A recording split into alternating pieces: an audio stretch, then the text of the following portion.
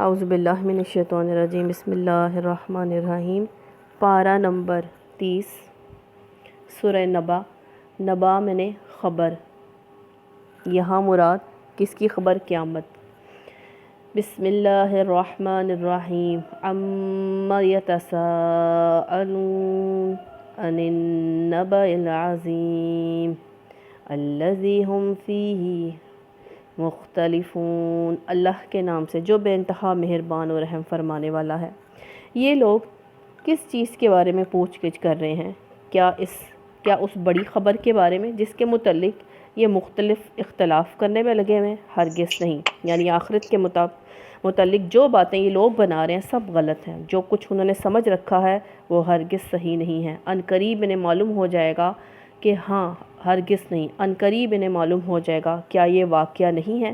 ہم نے زمین کو فرش بنایا، پہاڑوں کو میخوں کی طرح گاڑ دیا اور تمہیں مردوں عورتوں کے جوڑوں کی شکل میں پیدا کیا۔ تمہاری نیند کو باعث سکون بنایا، رات کو پردہ پوش اور دن کو معاش کا وقت بنایا، اور تمہارے اوپر 7 آسمان قائم کیے اور ایک نہایت روشن اور گرم چراغ پیدا کیا۔ کیا سورج بادلوں سے لگاتار بارش برسائی تاکہ اس کے ذریعے سے غلہ، سبزی، گھنے باغ اگائیں۔ بے شک فیصلے کا دن ایک مقرر وقت ہے، جس روز سور میں پھونک مار دی جائے گی، تم فوج در فوج نکل آؤ گے۔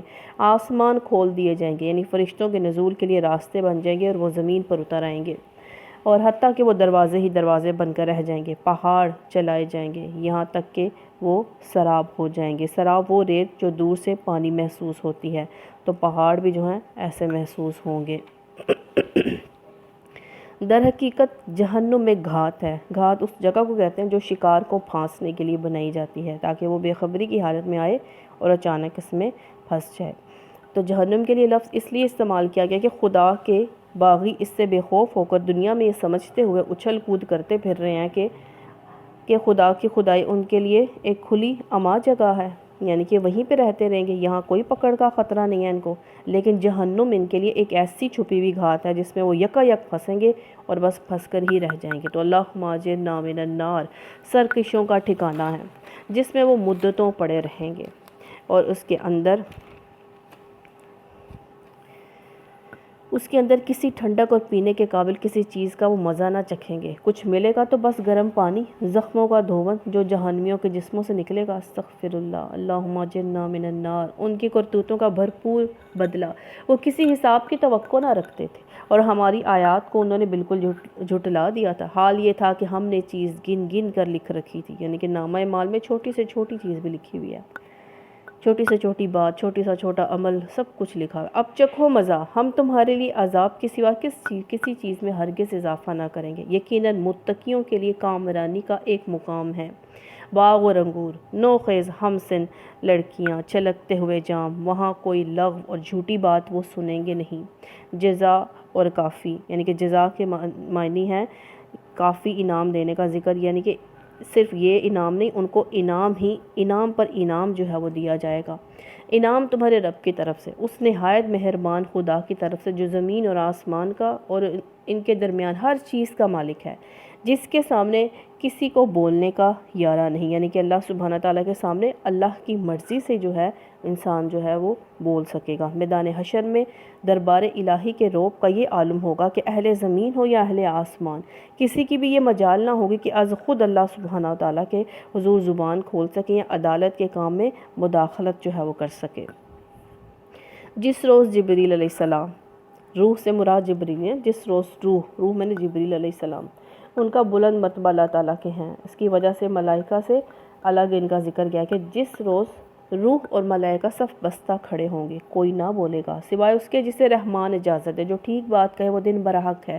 اب جس کا جی چاہے اپنے رب کی طرف پلٹنے کا راستہ اختیار کر لے۔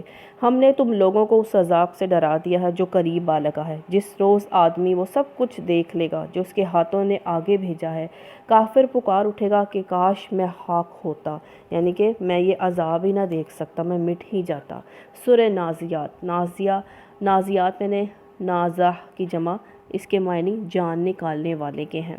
قسم ہے اللہ کے نام سے جو بے انتہا مہربان اور رحم فرمانے والا ہے۔ قسم ہے ان فرشتوں کی جو ڈوب کر کھینچتے ہیں اور آہستگی سے نکال لے جاتے ہیں۔ مراد وہ فرشتے جو موت کے وقت انسان کی جان کو اس کی جسم کی گہرائیوں تک اتر کر اس کی رگ سے کھینچ کر نکال لاتے ہیں، ان فرشتوں کی جو کائنات میں تیزی سے تیرتے پھرتے ہیں۔ پھر حکم یعنی کہ احکام الہی کی تعمیل میں، پھر حکم بجا لانے میں سبقت کرتے ہیں۔ سبقت کرنے سے مراد حکم الہی کا اشارہ پاتے ہی ان میں سے ہر ایک اس کی تعمیل کے لیے دوڑ پڑتا ہے۔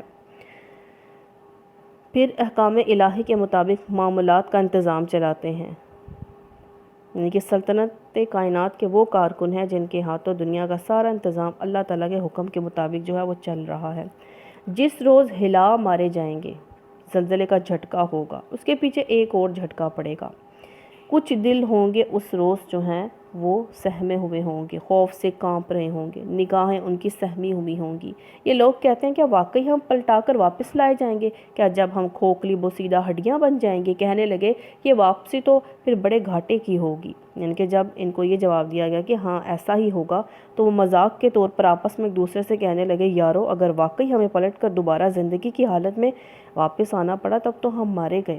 حالانکہ یہ بس اتنا کام ہے کہ ایک زور کی ڈانٹ پڑے گی، یعنی کہ ایک نفخہ جو ہے وہ پھونکا جانا ہے، ایک آواز ہوگی، یکا یک یہ کھلے میدان میں موجود ہوں گے۔ کیا تمہیں موسیٰ علیہ السلام کے قصے کی خبر پہنچی ہے جب اس کے رب نے اسے طویٰ کی مقدس وادی میں پکارا تھا کہ فرعون کے پاس جا، وہ سرکش ہو گیا اور اس سے کہہ کیا تو اس کے لیے تیار ہے کہ پاکیزگی اختیار کرے، میں تیرے رب کی طرف تیری رہنمائی کروں؟ تو اس کا خوف تیرے اندر پیدا ہوا۔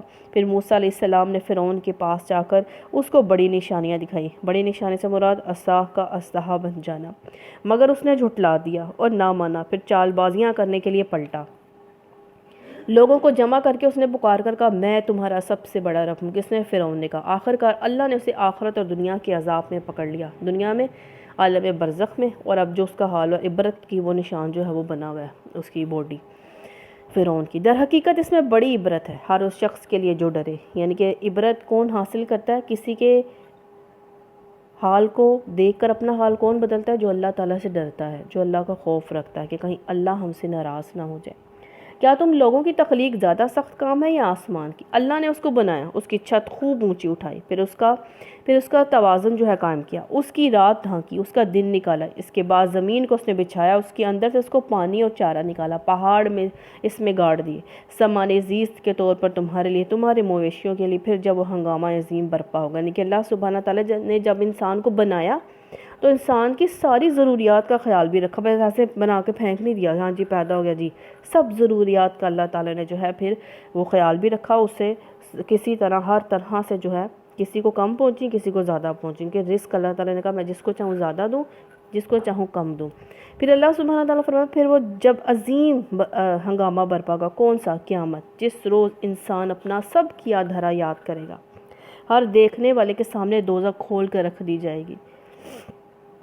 تو جس نے سرکشی کی تھی، دنیا کی زندگی کو ترجیح دی تھی، دوزخ ہی اس کا ٹھکانہ ہوگی۔ تو اللہم اجرنا من النار، جس نے اپنے رب کے سامنے کھڑے ہونے کا خوف کیا تھا، نفس کو بری خواہشات سے باز رکھا تھا، جنت اس کا ٹھکانہ ہوگی۔ تو نفس کو اپنی یعنی کہ نفس کو قابو کرنا ہی جو ہے نا سب سے بڑا جہاد ہے۔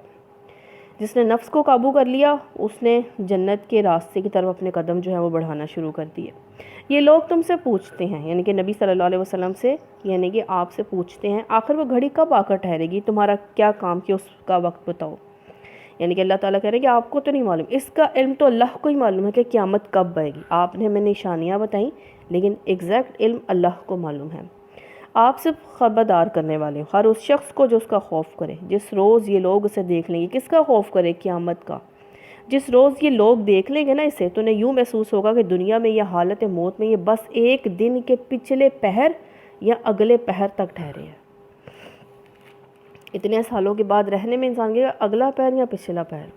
سورہ عبسہ، عبس تیوری چڑھانا، ترشروئی۔ اللہ کے نام سے جو بے انتہا مہربان و رحم فرمانے والا ہے۔ تر شروع ہو اور بے رخی برتی، اس بات پر کہ وہ اندھا اس کے پاس آ گیا، یعنی تر شروئی بے رخی برتنے والے خود نبی صلی اللہ علیہ وسلم تھے۔ کیوں برتی؟ جن نبینہ کا یہاں پہ ذکر ہے وہ حضرت ابن ام مکتوم رضی اللہ تعالیٰ عنہ تھے۔ جو حضرت خدیجہ رضی اللہ تعالیٰ عنہ کے پھوپھی زاد بھائی تھے۔ نبی صلی اللہ علیہ وسلم اس وقت کفار مکہ کے بڑے بڑے سرداروں کو دین اسلام کی دعوت دینے میں مشغول تھے۔ آپ نے اس لیے کیا کہ اگر یہ سردار مان گئے تو ان کے پیچھے جو ان کے ماننے والی جو قوم ہے وہ خود بخود جو ہے اسلام میں آ جائے گی۔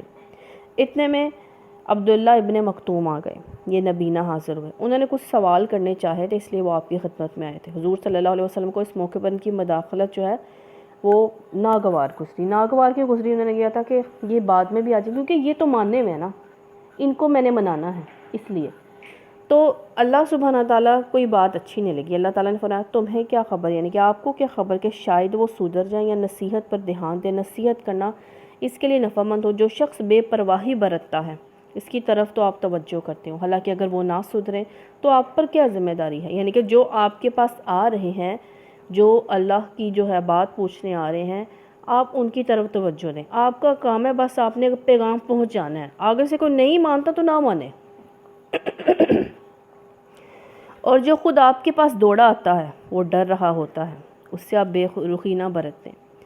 یعنی کہ اب ہمیں بھی یہ سمجھایا جا رہا ہے آپ کو خطاب کر کے کہ جو اللہ والے ہوں اگر وہ آپ کی طرف آئیں تو انہیں ان سے بے رخی نہیں برتنی چاہیے، ہرگز نہیں۔ یہ تو ایک نصیحت ہے، جس کا جی چاہے اسے قبول کر لے، ہرگز نہیں ہے کہ یہ تو ایسا ہرگز نہ کرو کہ خدا کے بھولے میں اپنی دنیاوی وجاہت پر پھولے ہوئے لوگوں کو آپ اہمیت نہ دیں، ایسا نہ کریں۔ یہ تو ایک نصیحت ہے، جس کا جی چاہے اسے قبول کر لے۔ کیا قرآن پاک یہ ایسے صحیفوں میں درج ہے جو مکرم ہے۔ قرآن پاک لوح محفوظ میں جو ہے، اور اس کی حفاظت کا ذمہ خود اللہ نے لیا ہے۔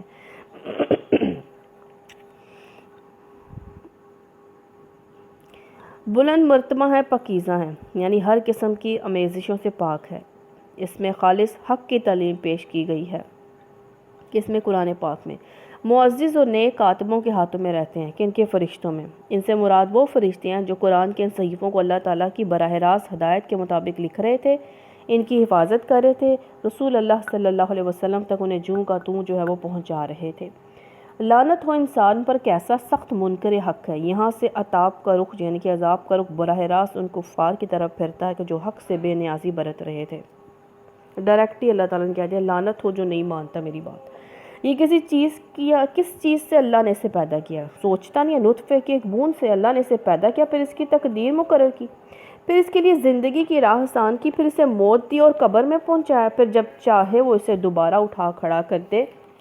ہرگز نہیں، اس نے وہ فرض ادا نہیں کیا جس کا اللہ نے اسے حکم دیا تھا۔ پھر ذرا انسان اپنی خوراک کو دیکھے، ہم نے خوب پانی جو ہے اس میں برسایا، پھر زمین کو عجیب طرح پھاڑا، پھر اس کے اندر اگائے غلے اور انگور، ترکاریاں اور زیتون اور کھجور اور گھنے باغ اور طرح طرح کے پھل۔ اب یہاں پہ اللہ تعالیٰ کہہ رہے ہیں اپنی اوقات دیکھو، تمہیں میں نے بنایا، تمہارے لیے ساری چیزیں میں نے کھانے پینے کی، رہنے کی، سب چیزیں میں نے تمہیں دی، ساری تمہاری سہولتوں کی چیزیں میں نے دی۔ غور تو کرو تم کس سے پھرے جا رہے ہو، کس سے منہ موڑے ہو، غور تو کرو۔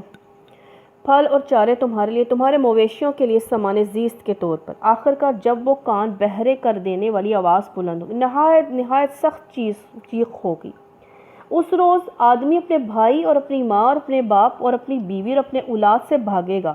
ان میں ہر شخص پر اس دن ایسا وقت آ پڑے گا کہ اسے اپنے سوا کسی کا ہوش نہ ہوگا۔ کچھ چہرے اس روز دمک رہے ہوں گے، حشاش بشاش، خوش و خرم ہوں گے، اور کچھ چہروں پر اس روز خاک اڑ رہی ہوگی اور سیاہی چھائی ہوگی۔ یہی کافر اور فاجر جو ہیں۔ تکویر میں نے لپیٹنے کے ہیں، اللہ کے نام سے جو بے انتہا مہربان اور رحم فرمانے والا۔ جب سورج لپیٹ دیا جائے گا، یہ قیامت کا منظر کشی ہے۔ اس میں نبی صلی اللہ علیہ وسلم کا فرمان ہے کہ جس کو پسند ہے کہ وہ قیامت اس طرح دیکھے جیسے آنکھ سے دیکھنا ہوتا ہے، تو اسے چاہیے کہ وہ سورہ تکویر غور اور توجہ سے پڑھے۔ یعنی کہ وہ چاہتا ہے کہ زندگی میں، یعنی کہ ابھی تو قیامت کا وقت نہیں ہے نا، وہ قیامت سے پہلے قیامت کا منظر اگر وہ امیجن کرنا چاہتا ہے نا، تو یہ سورت پڑھے۔ جب سورج لپیٹ دیا جائے گا اور جب تارے بکھر جائیں گے، وجود نہیں رہے گا، جب پہاڑ چلائے جائیں گے، جب 10 مہینے کی حاملہ اونٹنیاں اپنے حال پر چھوڑ دی جائیں گی، یعنی اہل عرب کے لیے اس اونٹنی سے زیادہ قیمتی مال اور کوئی نہ تھا جو بچہ جننے کے قریب ہو۔ اس حالت میں اس کی بہت زیادہ حفاظت اور دیکھ بھال کی جاتی تھی۔ اس اونٹنیوں سے لوگوں کا غافل ہو جانا گویا یہ معنی رکھتا ہے کہ اس وقت کچھ ایسی سخت افتاد لوگوں پر پڑے گی کہ انہیں اپنے عزیز ترین مال کی حفاظت کا بھی جو ہے وہ ہوش نہ رہے گا۔ جب جنگلی جانور سمیٹ کر اکٹھے کر دیے جائیں گے، جب سمندر بھڑکا دیے جائیں گے آگ، اور جب جانیں جسموں سے جوڑ دی جائیں گی، یعنی انسان اثر نو اس طرح زندہ کیے جائیں گے جس طرح وہ دنیا میں مرنے سے پہلے جسم اور روح کے ساتھ زندہ تھے۔ جب زندہ گاڑی ہوئی لڑکی سے پوچھا جائے گا کہ وہ کس قصور میں ماری گئی، جب اعمال نامے کھولے جائیں گے، اور جب آسمان کا پردہ ہٹا دیا جائے گا، جب جہنم دہکائی جائے گی اور جنت قریب لے آئی جائے گی، اس وقت ہر شخص کو معلوم ہو جائے گا کہ وہ کیا لے کر آیا ہے۔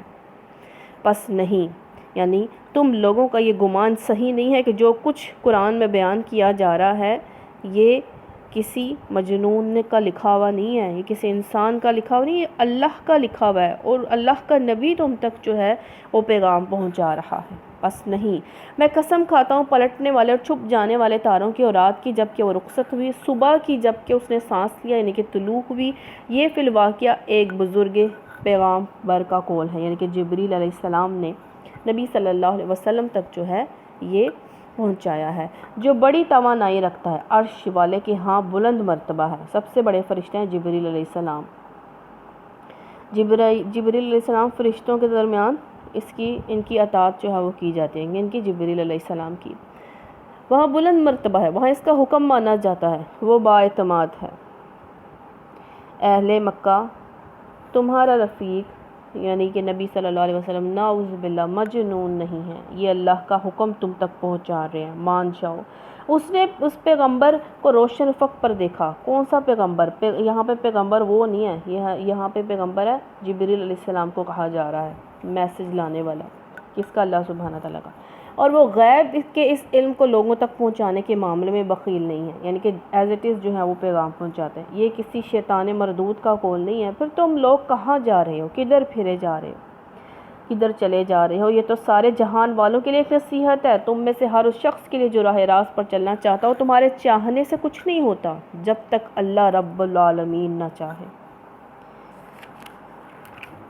سورہ انفطار، ہٹ جانا۔ اللہ کے نام سے جو بے انتہا مہربان اور رحم فرمانے والا ہے۔ جب آسمان پھٹ جائے گا، جب تارے بکھر جائیں گے، جب سمندر پھاڑ دیے جائیں گے، جب قبریں کھول دی جائیں گی، دوبارہ اثر نو لوگوں کو جو ہے وہ اٹھایا جائے گا۔ اس وقت ہر شخص کو اگلا پچھلا سب کیا دھرا معلوم ہو جائے گا۔ اے انسان، کس چیز نے تجھے اپنے رسول کریم کی طرف سے دھوکے میں ڈال دیا؟ جس نے تجھے پیدا کیا، تجھے نیک سکھ سے درست کیا، تجھے متناسب بنایا، اور جس صورت میں چاہا تجھے جوڑ کر تیار کیا۔ ہرگز نہیں، یعنی کوئی معقول وجہ اس دھوکے میں پڑنے کی نہیں ہے کہ تم سوچ ہی نہیں رہی کہ قیامت نہیں آنی، بلکہ اصل بات یہ ہے کہ تم لوگ جزا و سزا کو جھٹلاتے ہو، حالانکہ تم پر نگراں مقرر ہے، ایسے معزز کاتب ہیں جو تمہارے ہر فعل کو جانتے ہیں۔ یقیناً نیک لوگ مزے میں ہوں گے، بے شک بدکار لوگ جہنم میں جائیں گے۔ جزا کے دن وہ اس میں داخل ہوں گے، اس میں ہرگز غائب نہ ہو سکیں گے۔ اور تم کیا جانتے ہو کہ جزا کا دن کیا ہے؟ ہاں، تمہیں کیا خبر کہ وہ جزا کا دن کیا ہے؟ یہ وہ دن ہے جب کسی شخص کے لیے کچھ کرنا کسی کے بس میں نہ ہوگا، فیصلہ اس دن بالکل اللہ کے اختیار میں ہوگا۔ سورہ مطففین، کم تولنا، کم ناپنا۔ اللہ کے نام سے جو بے انتہا مہربان اور رحم فرمانے والا ہے۔ تباہی ہے ڈنڈی مارنے والوں کے لیے۔ نبی صلی اللہ علیہ وسلم جب مدینہ تشریف لائے تو اہل مدینہ ناپ تول کے لحاظ سے خبیث ترین لوگ تھے۔ اس آیات کے بعد انہوں نے اپنے ناپ تول میں جو ہے وہ صحیح کر لی، ناپ تول صحیح دینا شروع کر دیا، لینا بھی شروع کر دیا۔ تباہی ہے ڈنڈی مارنے والوں کے لیے، جن کا حال یہ ہے کہ جب لوگوں سے لیتے ہیں تو پورا پورا لیتے ہیں، جب ان کا ناپ کر یا تول کر دیتے لوگ نہیں سمجھتے کہ ایک بڑے دن یا اٹھا کر لائے جانے والے ہیں، اس دن جب کہ سب لوگ رب العالمین کے سامنے کھڑے ہوں گے۔ ہرگز نہیں، یعنی وہ آیات جن میں روز جزا کی جو ہے خبر دی گئی ہے، یقیناً بدکاروں کا نامہ اعمال قید خانے کے دفتر میں ہے۔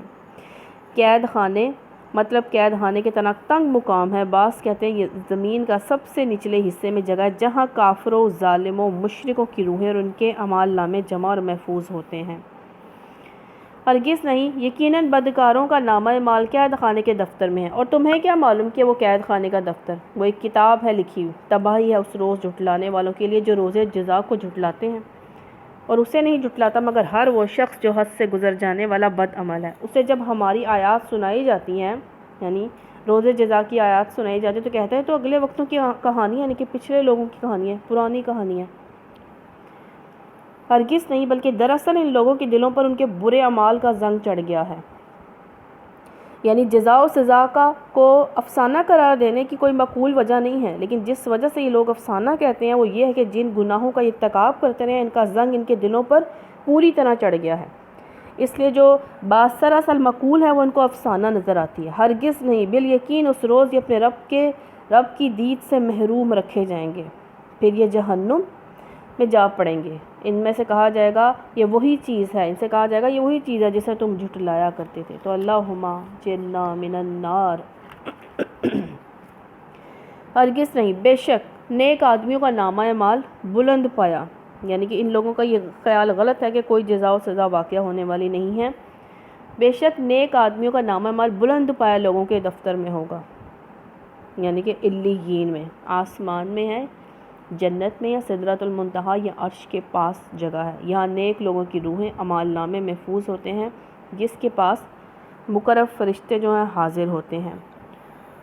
تمہیں کیا خبر کہ وہ بلند پایا لوگوں کا دفتر، ایک لکھی ہوئی کتاب جس کی نگہداشت مقرب فرشتے کرتے ہیں۔ بے شک نیک لوگ بڑے مزے میں ہوں گے، اونچی مسندوں پر بیٹھے ہوں گے،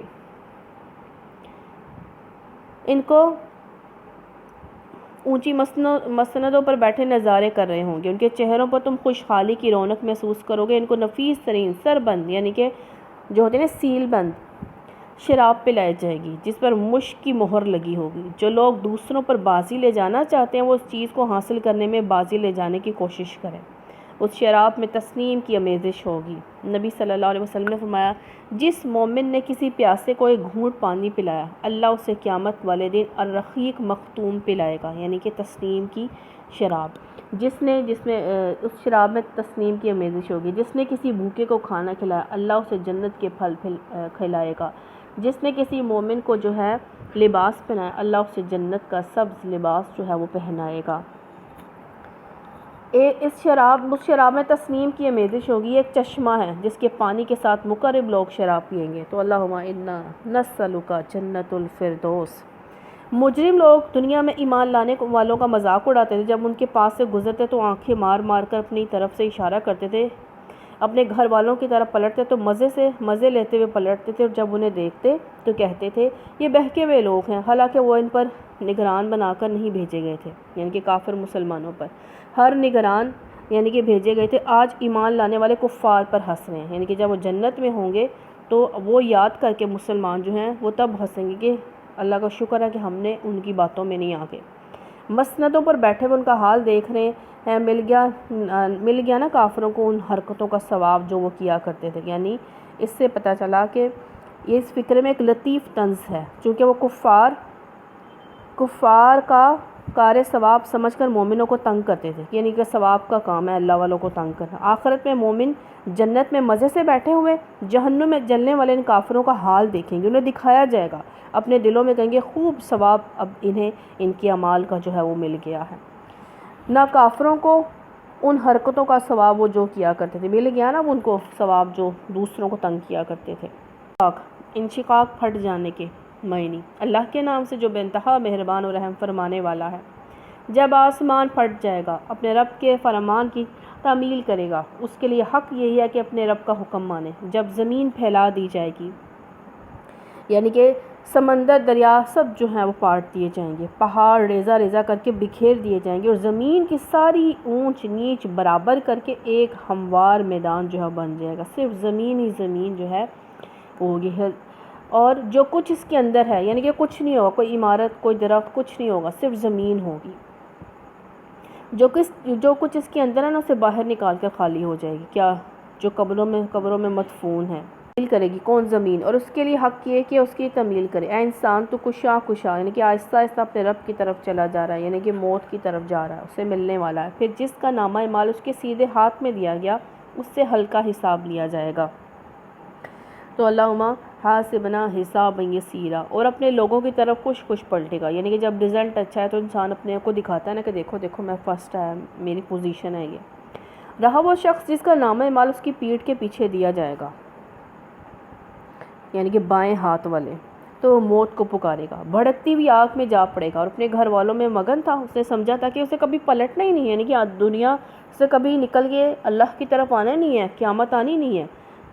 پلٹانا کیسے نہ تھا، اس کا رب اس کے کرتوت دیکھ رہا تھا، یعنی کہ پلٹنا تو تھا، پلٹنا کیسے نہیں تھا، آنا تھا۔ بس نہیں، میں قسم کھاتا ہوں شفیق کی رات کی اور جو کچھ وہ سمیٹ لیتی ہے، چاند کی جب کہ وہ ماہ کامل ہو جاتا ہے، یعنی ایک مکمل ہو جاتا ہے، تم کو ضرور درجہ بدرجہ ایک حالت سے دوسری حالت کی طرف گزرتے چلے جانا ہے، یعنی کہ پہلے بچپن، جوانی، پھر بڑھاپا، پھر انسان کی موت۔ اور ویسے ہی اللہ تعالیٰ نے جس کی جتنی ایج لکھی ہے ویسے جو ہے اللہ تعالیٰ جو ہے انسان کو موت دے دیتا ہے۔ پھر موت سے برزخ، پھر برزخ سے دوبارہ زندگی سے میدان حشر، پھر حساب و کتاب، پھر جزا و سزا کی بے شمار منزلوں سے انسان کو لازماً گزرنا ہے۔ پھر ان لوگوں کو کیا ہو گیا، یہ ایمان نہیں لاتے، جب قرآن ان کے سامنے پڑھا جاتا ہے تو سجدہ نہیں کرتے، جھکتے نہیں اللہ کے آگے، بلکہ یہ منکرین تو الٹا جھٹلاتے ہیں۔ اللہ کے جو کچھ یہ اپنے نامہ اعمال میں جمع کریں اللہ سے خوب جانتے ہیں، لہٰذا ان کو دردناک عذاب کی بشارت دے دو، البتہ جو لوگ ایمان لائے ہیں، جنہوں نے نیک عمل کیے ہیں، ان کے لیے کبھی ختم نہ ہونے والا اجر ہے۔ سورہ بروج، ستارے اور سیارے، اللہ کے نام سے جو بے انتہا مہربان و رحم فرمانے والا ہے، قسم ہے مضبوط قلعوں والے آسمان کی جس میں ستارے اور سیارے، اس دن کی جس کا وعدہ کیا گیا، یعنی قیامت اور دیکھنے والے کی اور دیکھی جانے والی چیز کی۔ دیکھنے والے سے مراد ہر وہ شخص ہے جو قیامت کے روز حاضر ہوگا، اور دیکھی جانے والی چیز سے مراد خود قیامت ہے جس کے ہولناک احوال سب کو دیکھنے ہوں گے۔ دیکھی جانے والی چیز کی کہ مارے گئے گھڑے والے، اس گھڑے والے جس میں خوب بھڑکتے ہوئے ایندھن کی آگ تھی، اور جب کہ وہ اس گھڑے کے کنارے پر بیٹھے ہوئے تھے اور جو کچھ وہ ایمان لانے والوں کے ساتھ کر رہے تھے اسے دیکھ رہے تھے۔ گھڑے والوں سے مراد وہ لوگ ہیں جنہوں نے بڑے بڑے گڑھوں میں آگ بھڑکا کر ایمان لانے والوں کو ان میں پھینکا اور اپنی آنکھوں سے ان کے جلنے کا تماشا دیکھا تھا۔ مارے گئے کا مطلب ہے کہ خدا کی لعنت ان پر پڑی اور وہ عذاب کے مستحق جو ہیں وہ ہو گئے۔ اور ان اہل ایمان سے ان کی دشمنی اس کے سوا کسی وجہ سے نہ تھی کہ وہ اس اللہ پر ایمان لائے تھے جو زبردست اور اپنی ذات میں آپ محمود ہے، جو آسمان اور زمین کی سلطنت کا مالک ہے، اور وہ اللہ سب کچھ دیکھ رہا ہے۔ جن لوگوں نے مومن مردوں اور عورتوں پر ستم توڑا پھر سے تائب نہ ہوئے، یعنی کہ توبہ نے کی، یقیناً ان کے لیے جہنم کا عذاب ہے اور ان کے لیے جلائے جانے کی سزا ہے۔ جو لوگ ایمان لائے، جنہوں نے نیک عمل کی، یقیناً ان کے لیے جنت کے باغ ہیں جن کے نیچے نہریں بہتی ہوں گی، یہ ہے بڑی کامیابی۔ در حقیقت تمہارے رب کی پکڑ بڑی سخت ہے، وہی پہلی بار پیدا کرتا ہے، وہی دوبارہ پیدا کرے گا، اور وہ بخشنے والا، محبت کرنے والا، عرش کا مالک ہے، بزرگ و برتر ہے، جو کچھ چاہے کر ڈالنے والا ہے۔ کیا تمہیں لشکروں کی خبر پہنچی ہے، فرعون اور سمود کے لشکروں کی، مگر جنہوں نے کفر کیا وہ جھٹلانے میں لگے ہوئے ہیں، حالانکہ اللہ نے ان کو گھیرے میں رکھا ہے۔ ان کے جھٹلانے سے قرآن کا کچھ نہیں بگڑتا، بلکہ قرآن تو بلند پایا ہے، اس لوح میں نقش ہے جو محفوظ ہے، یعنی کہ اس قرآن کا لکھا اٹل ہے، اللہ کی اس لوح محفوظ میں ثبت ہے، لکھا ہے، جس کے اندر کوئی رد و بدل نہیں ہو سکتا۔ سورہ طارق، ستارہ رات کو آنے والے کو کہتے ہیں، ستارہ بھی رات کو آتا ہے، طارق رات کو آنے والے کے لیے استعمال ہوتا ہے۔ ستاروں کو بھی طارق اس لیے کہا جاتا ہے کہ وہ بھی رات کو نمودار ہوتے ہیں۔ اللہ کے نام سے جو بے انتہا مہربان و رحم فرمانے والا ہے، قسم ہے آسمان کی اور رات کو نمودار ہونے والے کی، تم کیا جانو کہ وہ رات کو نمودار ہونے والا کیا ہے؟ چمکتا ہوا تارا، کوئی جان ایسی نہیں ہے جس کے اوپر کوئی نگہبان نہ ہو۔ نگہبان سے مراد خود اللہ تعالیٰ کی ذات ہے جو زمین و آسمان کی ہر چھوٹی بڑی مخلوق کی دیکھ بھال اور حفاظت کر رہی ہے۔ مطلب یہ ہے کہ رات کو آسمان میں بے حد و حساب تارے اور سیارے جو چمکتے ہوئے نظر آتے ہیں، ان میں سے ہر ایک کا وجود اس امر کی شہادت دے رہا ہے کہ کوئی ہے ذات ہے جو زمین و آسمان کی ہر چھوٹی بڑی مخلوق کی دیکھ بھال اور حفاظت کر رہی ہے۔ مطلب یہ ہے کہ رات کو آسمان میں بے حد و حساب تارے اور سیارے جو چمکتے ہوئے نظر آتے ہیں، ان میں سے ہر ایک کا وجود اس امر کی شہادت دے رہا ہے کہ کوئی ہے جس نے اسے بنایا ہے، روشن کیا ہے، فضا میں معلق رکھ چھوڑا ہے، اس کی حفاظت و نگہبانی کر رہا ہے، نہ وہ اپنے مقام سے گرتا ہے، نہ بے شمار تاروں کی گردش کے دوران وہ کسی سے ٹکراتا ہے، کیا تارے، اور نہ کوئی دوسرا تارا اس سے ٹکراتا ہے۔ اسی طرح اللہ تعالیٰ کائنات کی ہر چیز کی حفاظت کر رہا ہے۔ پھر ذرا انسان یہی دیکھ لے کہ وہ کس چیز سے پیدا کیا ہے۔ ایک اچھلنے والے پانی سے پیدا کیا جو پیٹھ اور سینے کی ہڈیوں کے درمیان سے نکلتا ہے۔ یقیناً وہ خالق اسے دوبارہ پیدا کرنے پر قادر ہے، جس روز پوشیدہ اسرار کی جانچ پڑتال ہوگی۔ پوشیدہ اسرار ہر شخص کے وہ اعمال بھی جو دنیا میں ایک راز بن کر رہ گئے، اور وہ معاملات بھی ہیں جو اس اپنی ظاہری صورت میں تو دنیا کے سامنے آئے، مگر ان کے پیچھے نیتیں اور غراض اور خواہشات کیا کام کر رہی تھی، ان کا حال لوگوں سے چھپا رہ گیا، سب سامنے آ جائے گا۔ اس وقت انسان کے پاس نہ خود اپنا کوئی زور ہوگا، نہ کوئی اس کی مدد کرنے والا ہوگا۔ قسم ہے بارش برسانے والے آسمان کی، نباتات اگتے وقت پھٹ جانے والی زمین کی، یہ ایک جچی تلی بات یعنی یہ قرآن ہے، کوئی مذاق نہیں ہے۔ یہ لوگ یعنی کفار مکہ کچھ چالیں چل رہے ہیں، اور اس میں بھی اللہ تعالیٰ فرماتے ہیں میں بھی ایک تدبیر کر رہا ہوں، بس چھوڑ دو اے نبی صلی اللہ علیہ وسلم، ان کافروں کو ایک ذرا کی ذرا ان کے حال پر جو ہے ان کو چھوڑ دو۔ سورۃ الاعلیٰ، اللہ کا صفاتی نام اعلیٰ۔ نبی صلی اللہ علیہ وسلم عیدین جمعے کی نماز میں اس صورت پڑھتے اور وتر میں پہلی رکعت میں سورۃ الاعلیٰ، دوسری میں کافرون، تیسری میں سورہ اخلاص پڑھتے تھے، جس کے معنی سب سے اعلیٰ، سب سے برتر ہے۔ نبی صلی اللہ علیہ وسلم اس کے جواب میں پڑھتے تھے سبحان ربی الاعلیٰ، جب کا آپ آتا نا اس میں سبح اسم ربک الاعلیٰ، تو آپ کیا پڑھتے ہیں سبحان ربی الاعلیٰ، اللہ کے نام سے جو بے انتہا مہربان و رحم فرمانے والا ہے۔ اے نبی صلی اللہ علیہ وسلم اپنے رب برتر کے نام کی تسبیح کریں، جس نے پیدا کیا، تناسب قائم کیا، یعنی کہ زمین سے آسمان تک کی کائنات کی ہر چیز کو پیدا کیا، جس چیز کو بھی پیدا کیا اسے بالکل راست اور درست بنایا، اس کا توازن ٹھیک ٹھیک تناسب بنایا ہے، اس کو ایسی صورت میں پیدا کیا کہ اس جیسی چیز کے لیے اس سے بہتر صورت کا تصور نہیں کیا جا سکتا تھا، یعنی کہ اللہ تعالیٰ نے جو کچھ بنایا ہے اس کو بہت اچھا بنایا ہے، اور اس سے بہتر کوئی بھی جو ہے وہ اس سے بہتر اس کی کوئی تصویر اور بن نہیں سکتی تھی۔ جس نے تقدیر بنائی، پھر رات دکھائی، تقدیر بنائی، جس نے ہر چیز کے پیدا کرنے سے پہلے یہ طے کر دیا کہ اسے دنیا میں کیا کام کرنا ہے، یعنی کہ اللہ کو معلوم تھا کہ یہ کیا کیا کرے گا، اور اس کام کے لیے اس کی مقدار کیا ہو، اس کی شکل کیا ہو، اس کی صفات کیا ہو، اس کا مقام کس جگہ ہو، اس کے لیے بقا اور قیام اور فعل کے لیے کیا مواقع ذرائع فراہم کیے جائیں، کس وقت وہ وجود میں ہے، یہ اللہ تعالیٰ نے طے کیا ہوا تھا، کب تک اپنے حصے کا کام کرے، کب کس طرح ختم ہو جائے، اس پوری اسکیم کا مجموعی نام اس کی تقدیر ہے۔ پھر راہ بنائی، راہ دکھائی، یعنی کسی چیز کو بھی محض پیدا کر کے چھوڑ نہیں دیا، بلکہ جو چیز بھی جس کام کے لیے پیدا کی اسے اس کام کے انجام دینے کا طریقہ بھی جو ہے وہ بتایا۔ جس نے نباتات اگائیں، پھر ان کو سیاہ کوڑا کرکٹ بنایا، ہم تمہیں پڑھوا دیں گے پھر آپ نہیں بھولو گے۔ یہ کہا جا رہا ہے ابتدائی زمانے میں جب وحی کے نزول کا سلسلہ بھی شروع ہی ہوا تھا، کبھی کبھی ایسا ہوتا کہ جبریل علیہ السلام وحی سنا کر فارغ نہ ہوتے تھے، حضور صلی اللہ علیہ وسلم انہیں دہرانا شروع کر دیتے تھے، کہیں میرے ذہن سے بھول نہ جائے۔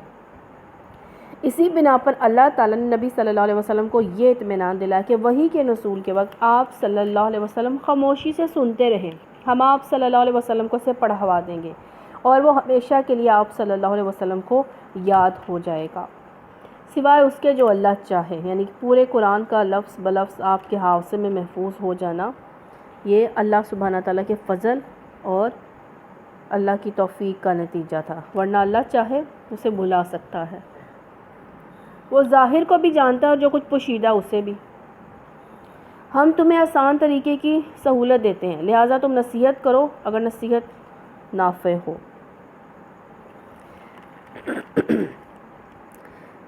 یعنی ہم تبلیغ دین کے معاملے میں آپ کو کسی مشکل میں نہیں ڈالنا چاہتے، آپ بہروں کو سناؤ اور اندھوں کو راہ دکھاؤ، بلکہ ایک آسان طریقہ آپ کے لیے میسر کر دیا ہے، وہ یہ ہے کہ نصیحت کریں جہاں آپ کو یہ محسوس ہو کوئی اس سے فائدہ اٹھانے کے لیے تیار ہے۔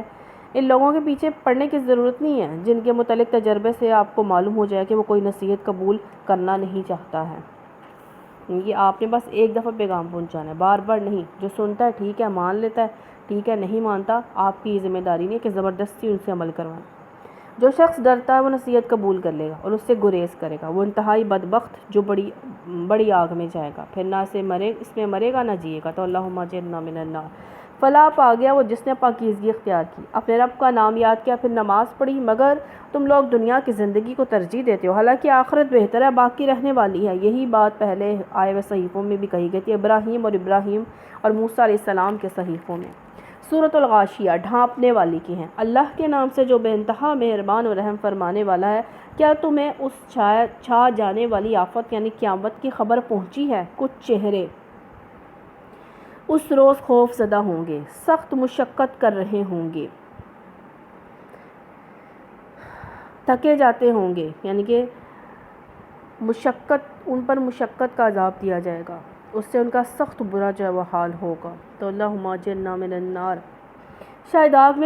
شدید آگ میں جھلس رہے ہوں گے، کھولتے ہوئے چشمے کا پانی انہیں پینے کو دیا جائے گا، خاردار سوکھی گھاس کے سوا کوئی کھانا اس کے لیے نہ ہوگا جو نہ موٹا کرے نہ بھوک مٹائے۔ کچھ چہرے اس روز رونق ہوں گے، اپنی کارگزاری پر خوش ہوں گے، اعلی مقام جنت میں ہوں گے، کوئی بیہودہ بات وہ وہاں نہ سنیں گے، اس میں چشمے رواں ہوں گے، اس کے اندر اونچی جو ہے مسندیں ہوں گے، ساغر رکھے ہوئے ہوں گے، گاؤ تکیے کی قطاریں لگی ہوں گی اور نفیس فرش بچھے ہوئے ہوں گے۔ یہ لوگ نہیں مانتے تو کیا یہ اونٹوں کو نہیں دیکھتے کیسے بنائے گئے ہیں، آسمان کو نہیں دیکھتے کیسے اٹھایا گیا ہے، پہاڑوں کو نہیں دیکھتے کیسے جمائے گئے ہیں، زمین کو نہیں دیکھتے کیسی بچھائی گئی ہے، یعنی کہ مانتے کیوں نہیں ہیں؟ بڑی سے بڑی چیز دیکھو انہوں نے خود بنائی ہے، اللہ نے بنائی ہے، تو پھر اللہ کی بات کیوں نہیں مانتے، کیوں نہیں آتے اللہ کی طرف؟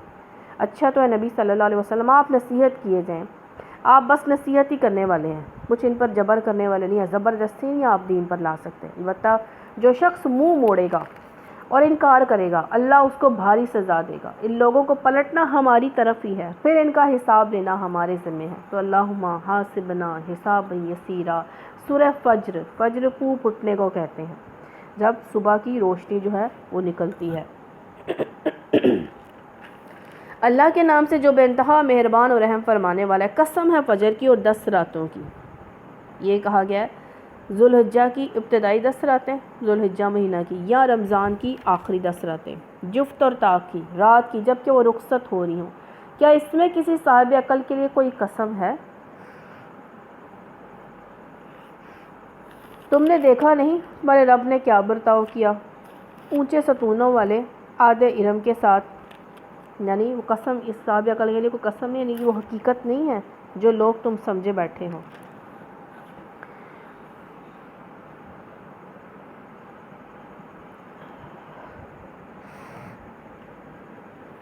تم نے دیکھا نہیں تمہارے رب نے کیا برتاؤ کیا اونچے ستونوں والے آدھے ارم کے، دراز قد والے تھے، نسب عاد بن اوس بن ارم بن سام بن نوح، جن کی مانند کوئی قوم دنیا کے ملکوں میں پیدا ہی نہیں کی گئی تھی، اتنے طاقتور اور اتنے اللہ تعالیٰ نے ان کو جو ہے وہ اتنا فن دیا ہوا تھا، رزق دیا ہوا تھا، دراز قد دیے ہوئے تھے۔ یہ وہ لوگ تھے جنہوں نے دنیا کے ملکوں میں بڑی سرکشی کی تھی، ان میں بہت فساد پھیلایا تھا، آخرکار تمہارے رب نے ان پر عذاب کا کوڑا برسا دیا۔ حقیقت یہ ہے کہ تمہارا رب گھات لگائے ہوئے ہے۔ گھات لگانے کا مطلب جب جہاں کوئی شخص کسی کے انتظار میں کسی غرض کے لیے بیٹھا ہو، جب وہ زد پر آئے تو اس وقت حملہ کر دے، انجام سے غافل بے فکری کے ساتھ وہ اس مقام سے گزرتا اچانک شکار ہو جاتا۔ تو یہی صورتحال اللہ تعالیٰ کے مقابلے میں ان ظالموں کی ہے جو دنیا میں فساد کا طوفان برپا کیے رکھتے ہیں، اور انہیں اس کا کوئی احساس نہیں ہوتا کہ اللہ بھی ہے جو ان کی حرکات کو دیکھ رہا ہے۔ وہ پوری بے خوفی کے ساتھ روز بروز زیادہ سے زیادہ شرارتیں کرتے چلے جاتے ہیں، یہاں تک کہ جو وہ حد آ جاتی ہے جسے اللہ تعالیٰ نے بڑھنے نہیں دینا چاہتا، اس وقت ان پر اچانک اللہ کے عذاب کا جو کوڑا برس جاتا ہے۔ مگر انسان کا یہ حال ہے کہ اس کا رب جب اس کو آزمائش میں ڈالتا ہے، اسے عزت اور نعمت دیتا ہے، تو وہ کہتا ہے کہ میرے رب نے مجھے عزت دار بنا دیا، اور جب وہ اس کو آزمائش میں ڈالتا ہے اس کا رزق اس پر تنگ کر دیتا ہے، یعنی کہ نعمت بھی آزمائش ہے، عزت بھی آزمائش ہے، اور تنگی بھی، رزق کی تنگی بھی آزمائش ہے، زیادہ بھی آزمائش کم بھی آزمائش، تو وہ کہتا ہے کہ میرے رب نے مجھے ذلیل کر دیا، یعنی کہ مجھے کچھ دیا ہی نہیں ہے۔ مفلس میں بھی انسان کی جو وہ آزمائش ہے، اپنے آپ کو ذلت سمجھتا ہے، وہ کہتا ہے کہ مجھے کچھ دیا نہیں اللہ نے، ہرگز نہیں، یعنی کہ تمہارا یہ خیال غلط ہے، تم دنیا میں جیتے جی یہ سب کچھ کرتے رہو، اس کی باس پر اس کا وقت نہیں آئے گا، بلکہ تم یتیم سے عزت کا سلوک نہیں کرتے، مسکین کو کھانا کھلانے پر ایک دوسرے کو نہیں اکساتے، میراث کا سارا مال سمیٹ کر کھا جاتے ہو، مال کی محبت میں بری طرح گرفتار ہو، ہرگز نہیں، یعنی کہ تمہارا یہ خیال غلط ہے کہ تم جیتے جی جو کچھ کرو گے اس کی باس پرس نہ ہوگی۔ جب زمین پہ تر پہ کوٹ کوٹ کر ریگزار بنا دی جائے گی، برابر کر دی جائے گی۔ تمہارا رب جلوہ فرما ہوگا اس حال میں کہ فرشتے صف در صف ہوں گے کھڑے۔ جہنم اس روز سامنے لے آئی جائے گی، 70,000 لگاموں کے ساتھ جہنم جکڑی ہوگی، اور ہر لگام کے ساتھ 70,000 فرشتے ہوں گے جو اسے کھینچ رہے ہوں گے۔ اسے عرش کے بائیں جانب کھڑا جو ہے وہ کر دیا جائے گا، بس اسے دیکھ کر سب انبیاء، سب لوگ گھٹنوں کے بل گر جائیں گے، پکاریں گے یا رب نفسی نفسی۔ تو اللہم اجرنا من النار۔ اس دن انسان کو سمجھ آ جائے گی، اس وقت اس کے سمجھنے کا کیا حاصل، اس وقت کیا حاصل ہے؟ وہ تو جزا کا دن ہے، دارالعمل کا تو دنیا میں موقع ملا تھا نا، زندگی میں موقع ملا تھا، مرنے کے بعد کہاں موقع ملتا ہے؟ پھر انسان جتنا مرضی روئے اللہ کے سامنے قیامت والے دن، پھر انسان کو جو کیا ہوگا اسی کا بدلہ ملے گا۔ اس وقت اس کے سمجھنے کا کیا حاصل؟ وہ کہے گا کاش میں نے اپنی زندگی کے لیے کچھ پیشگی سامان کیا ہوتا۔ پھر اس دن کون سی زندگی کے لیے؟ یہ آخرت کی زندگی کے لیے میں نے اپنی زندگی میں کچھ ایسا آخرت کی بھی تیاری کی ہوتی، آخرت کا سامان بھی بنایا ہوتا۔ پھر اس دن اللہ جو عذاب دے گا ویسا عذاب دینے والا کوئی نہیں، اللہ جیسا باندھے گا ویسا باندھنے والا کوئی نہیں ہے، یعنی کہ اللہ کے عذاب میں ایسا عذاب ہوگا۔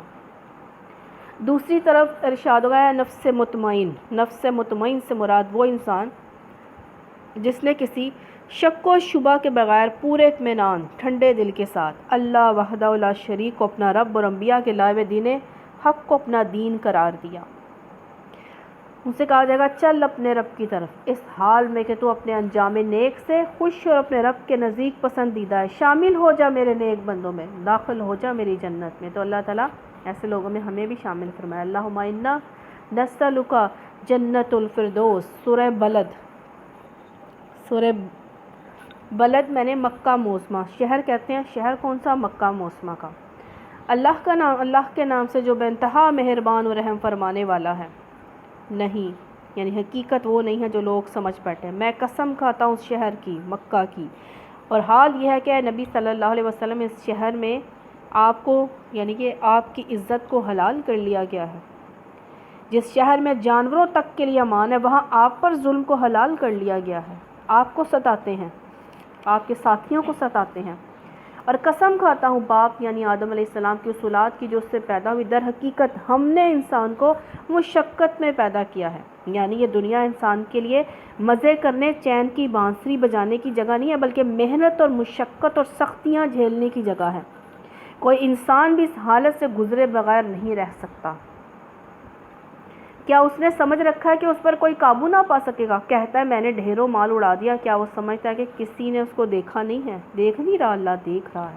کیا ہم نے اسے 2 آنکھیں، 1 زبان اور 2 ہونٹ نہیں دیے؟ مطلب یہ کہ ہم نے اسے عقل، علم اور عقل کے ذرائع نہیں دیے ہیں، کہ دونوں نمایاں راستے اسے نہیں دکھائیے، بلکہ اس نے دشوار گزار گھاٹی سے گزرنے کی ہمت نہیں کی۔ دشوار گزار گھاٹی محنت و مشقت جو شیطان اور نفس سے بچنے کے لیے کرنی پڑتی ہے۔ اور تم کیا جانو کہ وہ دشوار گزار گھاٹی کیا ہے؟ کسی گردن کو غلامی سے چھڑانا، یا فاقے کے دن کسی قریبی یتیم یا خاک نشین مسکین کو کھانا کھلانا۔ پھر اس کے ساتھ یہ کہ آدمی لوگوں میں شامل ہو جو ایمان لائے، جنہوں نے ایک دوسرے کو صبر اور خلق خدا پر رحم کی تلقین کی۔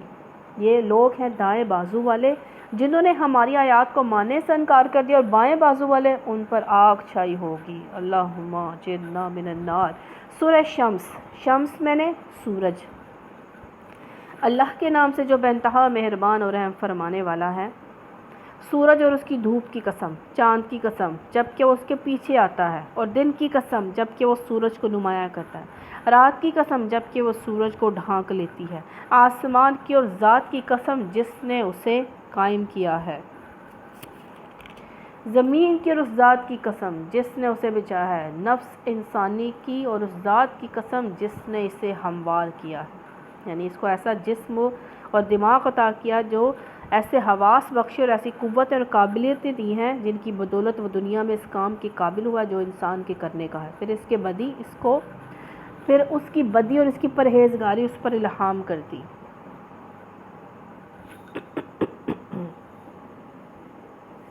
یعنی کہ انسان کے اندر یہ الارم رکھا گیا ہے کہ انسان جو ہے کیا غلط کر رہا ہے کیا صحیح کر رہا ہے، لیکن جب ضمیر مردہ ہو جاتے ہیں تو پھر یہ الارم بولتے نہیں ہیں، پھر نا انسان جانتا بھی ہے لیکن پھر بھی وہ جان بوجھ کر غلط کام کرتا ہے۔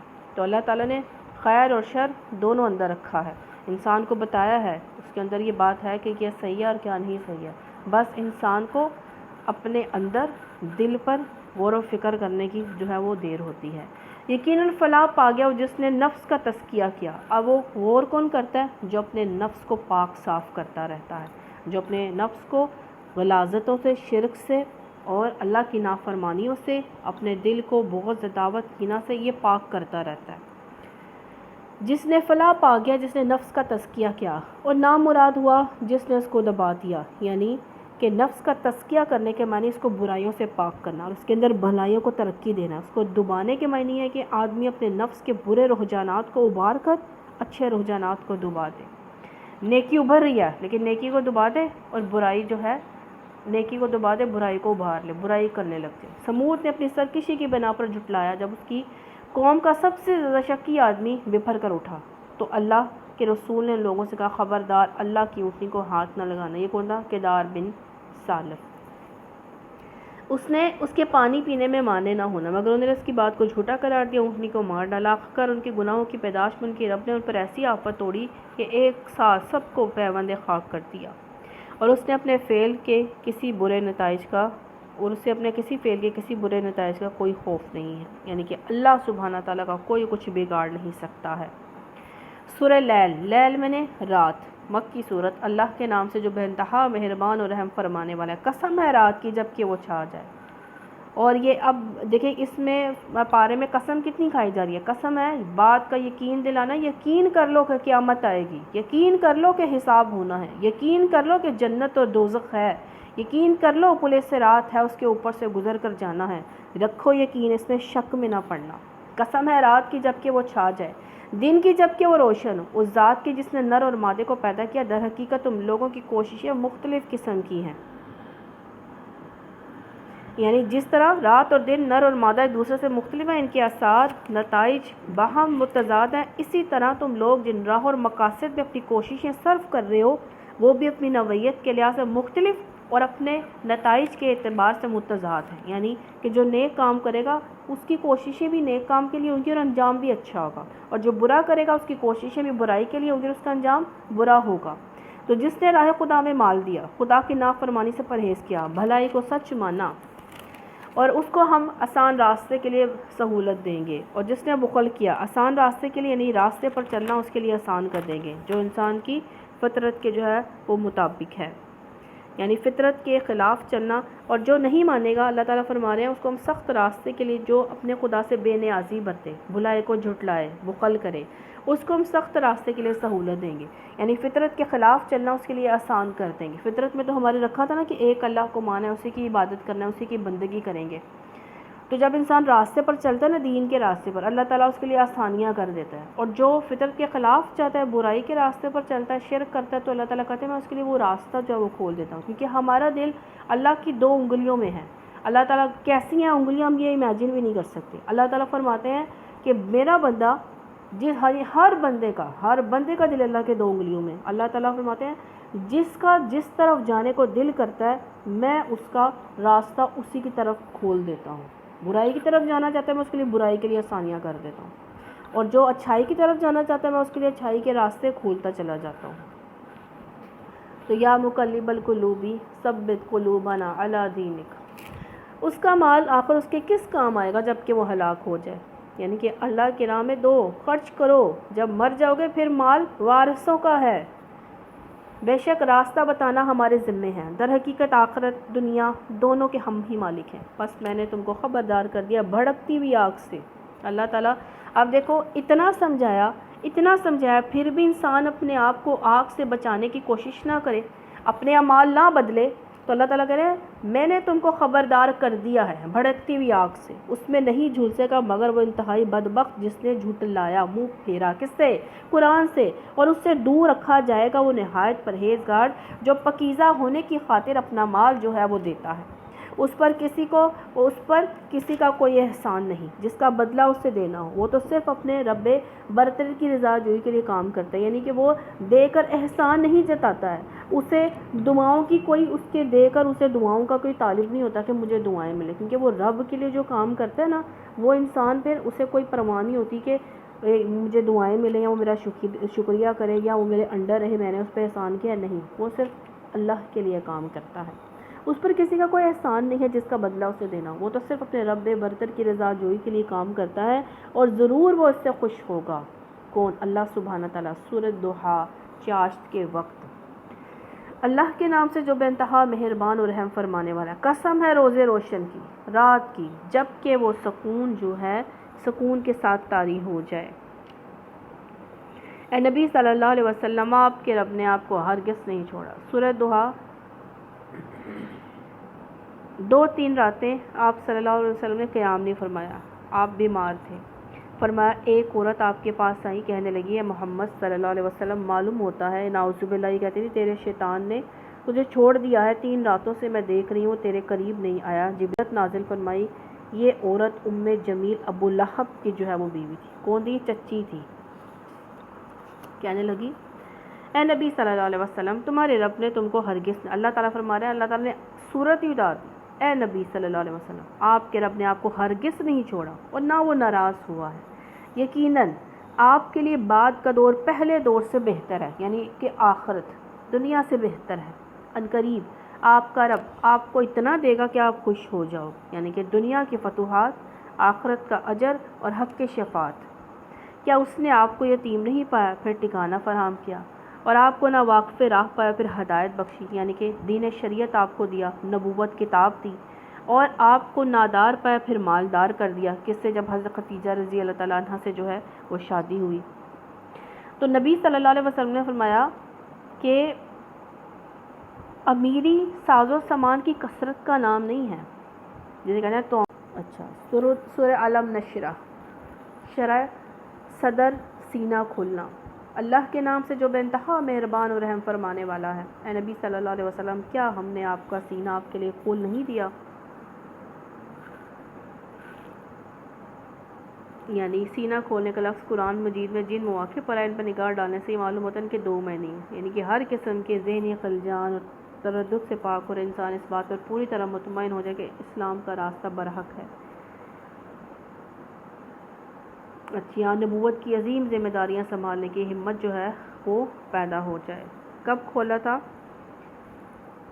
اور دوسری مرتبہ معراج کے موقع پر جو ہے آپ کا جو ہے سینہ چاک کیا گیا تھا۔ آپ صلی اللہ علیہ وسلم کا سینہ مبارک چاک کر کے دل نکال کر اسے آب زمزم سے دھو کر اپنی جگہ رکھ دیا اور اس میں ایمان اور حکمت جو ہے وہ بھر دی۔ سبحان اللہ، اللہ اکبر۔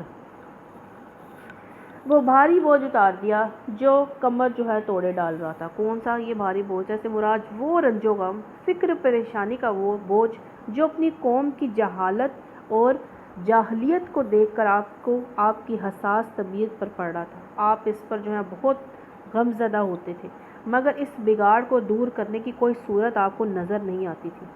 یہی فکر آپ کو جو ہے پریشان کر رہی تھی، جس کا بارے گرا اللہ تعالیٰ نے جو ہے یہ دیا کہ آپ کو جو ہے اس شریعت دی، قرآن پاک جو ہے وہ اتارا کہ آپ پوری طرح مطمئن ہو گئے۔ اسلام کے ذریعے سے آپ نے نہ صرف عرب بلکہ پوری نوع انسان کو ان خرابیوں سے نکال سکتے ہیں۔ کس کے ذریعے؟ اسلام کے ذریعے، جس میں اس وقت عرب سے باہر کی بھی ساری دنیا مبتلا تھی، اور آپ کی خاطر آپ کے ذکر کا آوازہ بلند کر دیا۔ کوئی بلند کرے یا نہ کرے، ہر سیکنڈ کے بعد اذان ہو رہی ہے، اذان میں اشہد ان محمد رسول اللہ صلی اللہ علیہ وسلم پکار جا رہا ہے، اور اذانوں کے بعد نماز میں نبی صلی اللہ علیہ وسلم پر درود پاک جو ہے وہ پڑھا جا رہا ہے۔ کوئی نہ بلند کرے، اللہ تعالیٰ کہہ رہے ہیں ہم نے آپ کا ذکر جو ہے وہ بلند کر دیا ہے۔ بس حقیقت یہ ہے کہ تنگی کے ساتھ فراغی بھی ہے۔ نبی صلی اللہ علیہ وسلم صحابہ کو تسلی دی جا رہی ہے، اگر آپ کو دین میں، اسلام کے راستے میں کافر جو ہے آپ کو پریشان کر رہے ہیں، اہل کتاب آپ کو اذیت دے رہے ہیں، ستا رہے ہیں، تو یاد رکھیں کہ تنگی کے ساتھ آسانی ہے۔ آج اچھے دن نہیں ہیں، کل آئیں گے۔ آج اذیت کے دن ہے، کل خوشی کے دن بھی آئیں گے۔ بے شک تنگی کے ساتھ فراغی بھی ہے۔ تو یہاں پہ یہ بھی بتایا جا رہا ہے کہ آج حالات سخت ہیں، کل اچھے حالات بھی آئیں گے، تو یہ سب کے لیے ہے۔ آپ صلی اللہ علیہ وسلم کو خطاب کر کے کہا جا رہا ہے کہ دین کے راستے میں چلنے پر سینہ کھلتا ہے، سینہ اس کا کھل جاتا ہے جس کو قرآن پاک کا علم آ جاتا ہے، اور پھر اس کا علم آنے کے بعد عمل کے لیے انسان کی کمر پر بوجھ بھی پڑتا ہے، انسان کو اپنے آرام، مال، جان لگانا پڑتا ہے، اور پھر اللہ سبحانہ تعالیٰ جو اللہ اور اس کے رسول کے لیے کام کرتا ہے، پھر اللہ تعالیٰ اس کا ذکر بھی جو ہے واقعی رکھتے ہیں۔ جیسے صحابہ کرام کا ذکر باقی ہے، آج بھی ہمیں انہیں اچھے لفظوں میں یاد کرتے ہیں، اور تا قیامت جو ہے ان کا ذکر باقی رہے گا۔ پھر اللہ سبحانہ تعالیٰ نے فرمایا آج اگر حالات صحیح نہیں ہیں، کل حالات صحیح بھی ہوں گے، لہٰذا جب تم فارغ ہو تو عبادت کی مشقت میں لگ جاؤ۔ اب یہ بھی بتایا جا رہا ہے کہ ظاہر ہے دنیاوی کام بھی کرنے ہیں، لیکن دنیاوی کاموں میں بھی اللہ کا ذکر کرو، اور جب دنیاوی کاموں سے فارغ ہو جاؤ پھر پوری اٹینشن کے ساتھ، پوری توجہ کے ساتھ اللہ کی عبادت میں مشقت میں لگ جاؤ۔ عبادت کی مشقت یعنی کہ عبادت میں مشقت کرنی پڑتی ہے، اور اپنے رب ہی کی طرف جو ہے وہ راغب رہو، یعنی کہ ہر طرف سے توجہ ہٹا کر اپنے رب سے لو لگاؤ، اور وہ لو لگانے کا پھر اپنا ہی مزہ آتا ہے۔ سورہ 3 انجیل۔ اللہ کے نام سے جو بے انتہا مہربان اور رحم فرمانے والا ہے۔ قسم ہے انجیر اور زیتون کی، طور سینا اور اس پرامن شہر مکہ کی، ہم نے انسان کو بہترین ساخت پر پیدا کیا ہے، یعنی کہ ان پھلوں کی پیداوار کے علاقے شام اور فلسطین جہاں بکثرت انبیاء پیدا ہوئے، اللہ تعالیٰ نے قسم کھا لی ان پھل کی، اگر قسم کھائی ہے تو اللہ تعالیٰ نے ان پھلوں میں شفا بھی بہت رکھی ہے۔ طور سینا اس پرامن شہر مکہ کی، ہم نے انسان کو بہترین ساخت پر پیدا کیا، پھر الٹا پھیرا کر ہم نے سب نیچوں سے نیچ کر دیا، یعنی کہ بچپن دی، جوانی دیا، بچپن سے نکالا جوانی، جوانی سے بڑھاپا، پھر جب یہ اللہ کے نہیں مانتے ہیں پھر اللہ تو نیچوں سے نیچ کیا کر دیتا ہے کہ اللہ تعالیٰ پھر جو ہے ان کی کوئی عزت نہیں ہوتی، جو اللہ سبحانہ تعالیٰ کی جو ہے وہ نہیں مانتے ہیں، سوائے ان لوگوں کے جو ایمان لائے، نیک عمل کرتے رہے، ان کے لیے کبھی نہ ختم ہونے والا اجر ہے۔ پس نبی صلی اللہ علیہ وسلم اس کے بعد کون جزا سزا کے معاملے میں آپ کو جھٹلا سکتا ہے کہ اللہ سب حاکموں سے بڑھ کر نہیں ہے، یعنی کہ اللہ تعالیٰ جو ہے وہ جو برا کام کرے گا اسے سزا ملے گی، اور جو اچھا کام کرے گا اسے جزا ملے گی، کیونکہ اللہ تعالیٰ ہی حاکم ہے۔ واللہ خیر الحاکمین، اس پہ کیا کہنا چاہیے کہ اللہ سے بہتر حاکم نہیں ہے، ہمیں کہنا چاہیے واللہ خیر الحاکمین، اور اللہ ہی سب سے بہترین حاکم ہے۔ سورۃ العلق جمع خون کو کہتے ہیں۔ اللہ کے نام سے جو بے انتہا مہربان اور رحم فرمانے والا ہے۔ پڑھو اے نبی صلی اللہ علیہ وسلم اپنے رب کے نام کے ساتھ۔ یہ کیا تھی؟ پہلی وحی جو آپ صلی اللہ علیہ وسلم پر جو ہے وہ نازل ہوئی۔ سرکشی کرتا ہے اس بنا پر کہ وہ اپنے آپ کو بے نیاز دیکھتا ہے، حالانکہ پلٹنا یقیناً آپ کے رب ہی کی طرف ہے۔ یعنی کہ تم نے دیکھا اس شخص کو جو ایک بندے کو منع کرتا ہے کہ اس کو نبی صلی اللہ علیہ وسلم کو، کون؟ ابو جہل، جبکہ وہ نماز پڑھتا ہو، یعنی کہ یہ آیات اس وقت نازل ہوئی جب نبوت کے منصب پر سرفراز ہونے کے بعد آپ صلی اللہ علیہ وسلم نے حرم میں نماز پڑھنی شروع کی، اور ابو جہل نے آپ صلی اللہ علیہ وسلم کو نماز سے روکنا چاہا۔ تمہارا کیا خیال ہے کہ اگر وہ بندہ راہ راست پر ہو یا پرہیزگاری کی تلقین کرتا، تمہارا کیا خیال ہے کہ اگر یہ منع کرنے والا شخص حق کو جھٹلاتا، منہ موڑتا ہو، یعنی کہ ابو جہل، کیا وہ نہیں جانتا کہ اللہ دیکھ رہا ہے؟ ہرگز نہیں، اگر وہ باز نہ آیا تو ہم اس کی پیشانی کے بال پکڑ کر کھینچیں گے، اس پیشانی کو جو جھوٹی اور سخت خطا کار ہے۔ وہ بلا لے اپنے حامیوں کی ٹولی کہ ہم بھی عذاب کے فرشتوں کو بلا لیں گے، ہرگز نہیں، اس کی بات نہ مانو، سجدہ کرو، اپنے رب کا قرب حاصل کرو۔ ربیعہ بن کعب رضی اللہ تعالیٰ عنہ تھے، فرماتے ہیں کہ نبی صلی اللہ علیہ وسلم کے پاس ہی رہا کرتا تھا، رات کو ان کے وضو کا پانی لایا کرتا تھا۔ ایک دفعہ آپ نے فرمایا مانگ، کیا مانگتا ہے؟ میں نے عرض کیا جنت میں آپ کی رفاقت چاہتا ہوں۔ آپ نے پوچھا کچھ اور؟ میں نے کہا بس یہی کچھ۔ آپ صلی اللہ علیہ وسلم نے فرمایا تو کثرت سجود اپنے اوپر لازم کر لیں اور اسی سلسلے میں میری مدد کرو۔ کیا مطلب؟ یعنی کہ کثرت سجود کرو، تم یہاں پہ نماز پڑھو، اللہ کا حکم مانو، وہاں میں تمہاری شفاعت کرواؤں گا۔ سورۃ القدر لیلۃ کی اہمیت اور فضیلت جو ہے وہ بتائی گئی ہے۔ اللہ کے نام سے جو بے انتہا مہربان اور رحم فرمانے والا ہے۔ ہم نے اس قرآن کو شب قدر میں نازل کیا ہے، تم کیا جانو، یعنی کہ طاق راتوں میں، جو آخری عشرے کی طاق راتیں ہیں اس میں، اور ایک فرشتے اور روح اس میں اپنے رب کے اذن سے ہر حکم لے کر اترتے ہیں۔ وہ رات سراسر سلامتی ہے طلوع فجر تک، اتنے فرشتے اترتے ہیں کہ زمین تنگ ہو جاتی ہے۔ حضرت عائشہ رضی اللہ تعالیٰ عنہ نے نبی صلی اللہ علیہ وسلم سے پوچھا کہ اس میں کیا پڑھیں؟ آپ نے فرمایا اللہم انک عفو تحب العفو فاعف عنی، کہ اللہ تعالیٰ تو معافی کو پسند کرتا ہے، ہمیں بھی معاف کر دے۔ سورہ بینہ، دلیل، اللہ کے نام سے جو بے انتہا مہربان اور رحم فرمانے والا ہو۔ اہل کتاب اور مشرکین میں سے جو لوگ کافر تھے وہ اپنے کفر سے باز آنے والے نہ تھے جبکہ ان کے پاس دلیل روشن نہ آ جائے، یعنی کہ رسول نہ آ جائے، یعنی اللہ کی طرف سے ایک رسول صلی اللہ علیہ وسلم جو پاک صحیفے پڑھ کر سنائے جن میں بالکل راست اور درست تحریریں لکھی ہوئی ہوں، یعنی ایسے صحیفے جس میں کسی قسم کے باطل، کس طرح کی گمراہی، ضلالت، کسی اخلاقی گندگی کی آمیزش نہ ہو۔ پہلے جن لوگوں کو کتاب دی گئی تھی ان میں تفرقہ برپا نہیں ہوا، مگر اس کے بعد کے اہل یعنی ان کے پاس راہ راست کا بیان واضح آ چکا تھا، یعنی کہ اہل کتاب نے تفرقے بازی کر لی۔ ان کو اس کے سوا کوئی حکم نہ دیا گیا تھا کہ اللہ کی بندگی کرے، اپنے دین کو اس کے لیے خالص کر کے بالکل یکسو ہو کر نماز قائم کرے، زکوٰۃ دے، یہی نہایت صحیح اور درست دین ہے۔ اہل کتاب مشرکین میں سے جن لوگوں نے کفر کیا، یعنی کہ محمد صلی اللہ علیہ وسلم کو ماننے سے انکار کیا، وہ یقیناً جہنم کی آگ میں جائیں گے، ہمیشہ اس میں رہیں گے۔ لوگ بدترین خلائق ہیں، جو لوگ ایمان لے آئے، جنہوں نے نیک عمل کیے، وہ یقیناً بہترین خلائق ہیں۔ ان کی جزا ان کے رب کے ہاں دائمی قیام کی جنتیں ہیں جن کے نیچے نہریں بہری ہوں گی۔ تو اللہم انا نسألک جنت الفردوس، ان میں ہمیشہ ہمیشہ رہیں گے، اللہ ان سے راضی ہو اور وہ اللہ سے راضی ہو۔ یہ کچھ ہے اس شخص کے لیے جس نے اپنے رب کا خوف کیا۔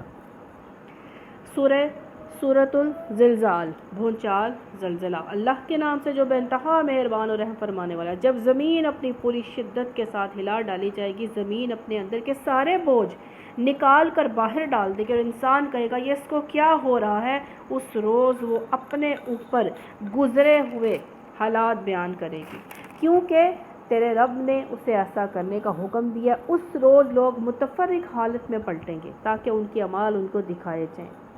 پھر جس نے ذرا برابر نیکی کی ہوگی وہ اس کو دیکھ لے گا، جس نے ذرا برابر بدی کی ہوگی وہ بھی اس کو دیکھ لے گا۔ نبی صلی اللہ علیہ وسلم نے فرمایا جانتے ہو زمین کی خبریں کیا ہیں؟ صحابہ نے عرض کیا اللہ اور اس کا رسول بہتر جانتے ہیں۔ آپ صلی اللہ علیہ وسلم نے فرمایا وہ خبریں یہ ہیں کہ وہ ہر بندی پر گواہی دے گی کہ اس نے میری پشت پر کیا کچھ کیا ہے، یعنی کہ زمین کے اوپر جو ہم کچھ کرتے ہیں وہ زمین ہمارے خلاف یا حق میں گواہی دے گی۔ سورۃ العادیات، دوڑنے والے گھوڑے۔ اللہ کے نام سے جو بے انتہا مہربان اور رحم فرمانے والے ہیں۔ قسم ہے ان گھوڑوں کی جو پھنکارے مارتے ہوئے دوڑتے ہیں، پھر اپنی ٹاپوں سے چنگاریاں جھاڑتے ہیں، پھر صبح سویرے چھاپا مارتے ہیں، پھر اس مقام پر گرد و غبار اڑاتے ہیں، پھر اس حالت میں کسی مجمع کے اندر جا گھستے ہیں، یعنی کہ صبح کے وقت عرب میں عام طور پر حملہ اسی وقت کیا جاتا تھا، تو مارتے تو فوجی تھے لیکن یہ دھاوا بولتے تھے، فوجیوں کے کام آتے تھے۔ کون؟ گھوڑے۔ حقیقت یہ ہے کہ انسان اپنے رب کا ناشکرا ہے اور وہ خود اس پر گواہ ہے، اور وہ مال دولت کی محبت میں بری طرح مبتلا ہے، تو کیا وہ اس وقت کو نہیں جانتا جب قبروں میں جو کچھ مدفون ہے اسے نکال لیا جائے گا اور سینوں میں جو کچھ ہے اسے برآمد کر کے اس کی جانچ پڑتال کی جائے گی، دلوں کے اعمال بھی سامنے رکھ دیے جائیں گے۔ یقیناً ان کا رب اس روز ان سے خوب باخبر ہوگا۔ سورۃ القاریہ، کھڑکھڑانے والی، عظیم حادثہ۔ اللہ کے نام سے جو بے انتہا مہربان اور رحم فرمانے والا ہے۔ عظیم حادثہ کیا ہے؟ وہ عظیم حادثہ تم کیا جانو کہ وہ عظیم حادثہ کیا ہے؟ وہ دن جب بکھرے ہوئے پروانوں کی طرح اور پہاڑ رنگ برنگ کے دھنکے ہوئے اون کی طرح ہوں گے، پھر جس کے پلڑے بھاری ہوں گے وہ دل پسند عیش میں ہوگا، اور جس کے پلڑے ہلکے ہوں گے اس کی جائے قرار کھائی ہوگی۔ اور تمہیں کیا خبر کہ وہ کیا چیز ہے؟ بھڑکتی ہوئی آگ۔ تو اللہم اجرنا من النار۔ سورۃ التکاثر۔ ایک دوسرے کے مقابلے میں مال، اولاد، جان، عزت، ساز و سامان کی کثرت کی خواہش اور حرص کے ہیں، معنی مقابلہ بازی کرنا۔ اللہ کے نام سے جو بے انتہا مہربان اور رحم فرمانے والا ہے۔ تم لوگوں کو زیادہ سے زیادہ اور ایک دوسرے سے بڑھ کر دنیا حاصل کرنے کی دھن نے غفلت میں ڈال رکھا ہے۔ ہر وہ کثرت جو ہر وہ کثرت کے لیے کوششیں جو اللہ سے ہمیں غافل کرتے ہیں، تاکہ اس فکر میں، یہاں تک کہ اس فکر میں تم لبے گور تک پہنچ جاتے ہو، یعنی کہ قبرستان پہنچ جاتے ہو، یہ کے پاس ہے، ہم کسی سے کم کیوں رہیں، ہمارے پاس بھی یہ سب ہونا چاہیے، مقابلے بازی کرتے رہتے ہو، یہاں تک کہ انسان مر ہی جاتا ہے۔ ہرگز نہیں، عنقریب تم کو معلوم ہو جائے گا، یعنی کہ عنقریب سے مراد آخرت بھی ہو سکتی ہے اور موت بھی، کیونکہ یہ بات مرتے انسان پر کھل جاتی ہے کہ جن مشاغل میں وہ اپنی ساری عمر کھپا کر آیا ہے وہ اس کے لیے سعادت اور خوش بختی کا ذریعہ تھے یا انجامی اور بدبختی کا ذریعہ، تم کو معلوم ہو جائے گا، یعنی کہ غفلت کا انجام۔ پھر سن لو، ہرگز نہیں، عنقریب معلوم ہو جائے گا، ہرگز نہیں، اگر تم یقینی علم کی حیثیت سے اس روش کے انجام کو جانتے ہوتے تو تمہارا یہ طرز عمل نہ ہوتا، یعنی کہ غفلت کے انجام کو جانتے تم دوزخ دیکھ کر کہو گے پھر سن لو، تم بالکل یقین کے ساتھ اسے دیکھ لو گے، کس کو؟ دوزخ کو۔ پھر ضرور اس روز تم سے ان نعمتوں کے بارے میں جواب طلبی کی جائے گی، آنکھ، دل، دماغ، وقت، امن، صحت، مال، اولاد، ہر نعمت کا سوال ہوگا۔ سیدنا جابر بن عبداللہ رضی اللہ تعالیٰ عنہ فرماتے ہیں کہ ایک دفعہ رسول اللہ صلی اللہ علیہ وسلم ہمارے پاس تشریف لائے اور ہم نے آپ کو تازہ کھجوریں، ٹھنڈا پانی پلایا۔ اس پر آپ صلی اللہ علیہ وسلم نے فرمایا، یہ ان نعمتوں میں سے ہے جن کے بارے میں سوال کیا جائے گا، ٹھنڈا پانی اور کھجور۔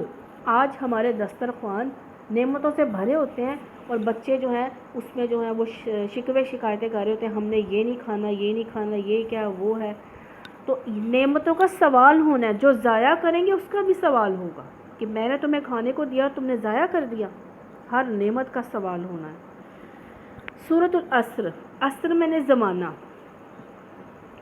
اللہ کے نام سے جو بے انتہا مہربان اور رحم فرمانے والا ہے۔ زمانے کی قسم، زمانے سے مراد گزرا ہوا زمانہ بھی اور گزرتا ہوا زمانہ بھی۔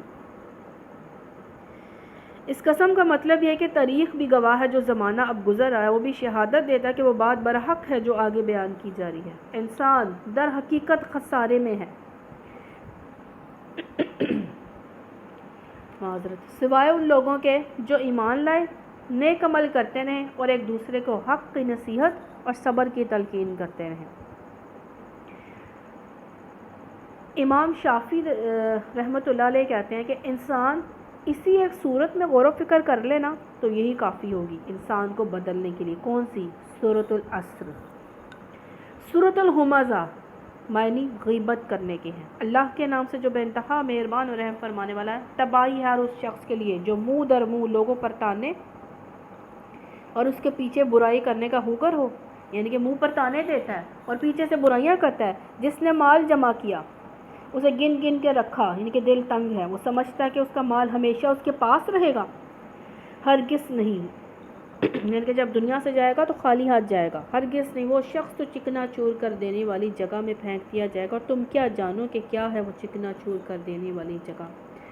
اللہ کی آگ خوب بھڑکائی ہوئی جو دلوں تک پہنچے گی، وہ ان پر ڈھانک کر بند کر دی جائے گی، اس حالت میں کہ وہ اونچے اونچے ستونوں میں گھرے ہوئے ہوں گے۔ اللہم اجرنا من النار۔ سورۃ الفیل معنی فیل ہاتھی۔ اللہ کے نام سے جو بے انتہا مہربان اور رحم فرمانے والا ہے۔ تم نے دیکھا نہیں کہ تمہارے رب نے ہاتھی والوں کے ساتھ کیا کیا؟ کیا اس نے ان کی تدبیر کو اکارت نہیں کیا؟ یہ اس واقعے کا ذکر ہے جو رسول اللہ صلی اللہ علیہ وسلم کی ولادت مبارکہ سے 50 دن پہلے پیش آیا تھا۔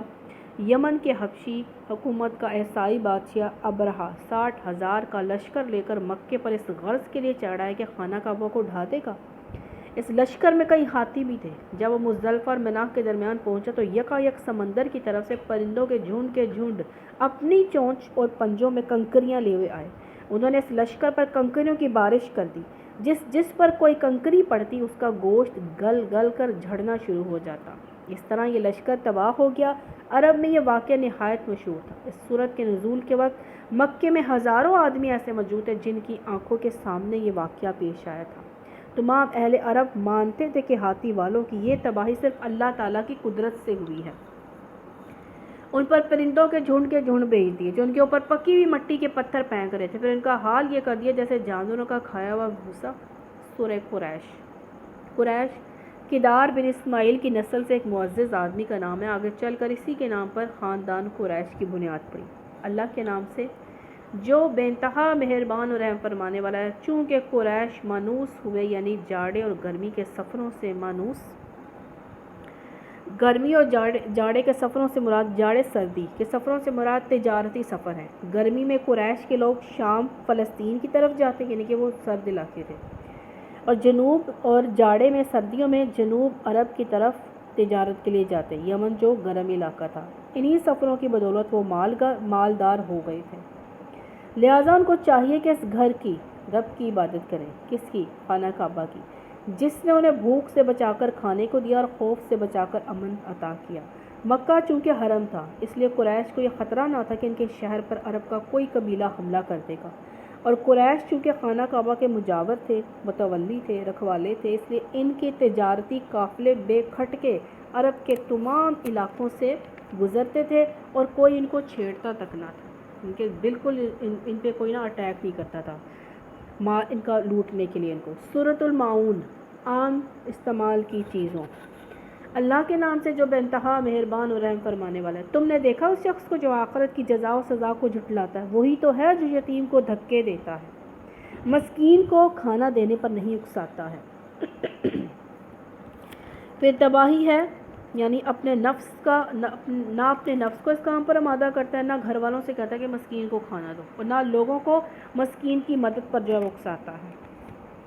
پھر تباہی ہے ان نماز پڑھنے والوں کے لیے جو اپنی نماز سے غفلت برتتے ہیں، یعنی مراد نماز میں بھولنا نہیں ہے، بلکہ نماز کی طرف سے بے پرواہ ہو جانا ہے، جو ریاکاری کرتے ہیں اور معمولی ضرورت کی چیزیں لوگوں کو دینے سے گریز کرتے ہیں، یعنی کہ ایک معمولی ماچس لے لیں، کسی کو ماچس دینے سے بھی گریز کرتے ہیں، ہے بھی ہے، وہ کہتے ہیں اپنی نکالے اپنی استعمال کریں۔ تو اندازہ کریں کہ ہم کر کیا رہے ہیں۔